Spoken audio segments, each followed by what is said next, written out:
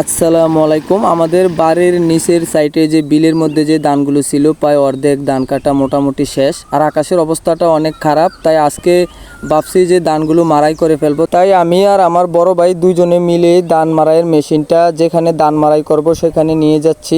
ধানের জমিগুলো একটু নিচু, যার কারণে ওইখানে হালকা পানি জমে আছে, এতে করে ধান মারাই করা যাবে না। তাই আমাদের ধানের জমির মাঝখানে একটি উঁচু জায়গা, যেটা আমাদের গাছের জমি ছিল, সেখানে আজকে ধান মারাই করব। ধান মারাই করার জন্য দুইটি মেশিনের দরকার পড়ে। একটি হচ্ছে ধান মারাইয়ের মেশিন, আরেকটি হচ্ছে পানি দেওয়ার মেশিন। ওইটা দিয়ে এই ধান মারাইয়ের মেশিনটা মূলত চলে। ধান মারাইয়ের আগে সর্বপ্রথম কাজ হচ্ছে দুটি মেশিন একসাথে জয়েন করা, আর দুটি মেশিন একসাথে জয়েন করা হলে মেশিনটা ঠিকঠাক চলবে। আমাদের কৃষিকাজের মেশিনের সকল প্রকার যন্ত্রাংশের এবং সকল প্রকার কাজ আমি আর আমার আব্বুই বেশিরভাগ করে থাকি।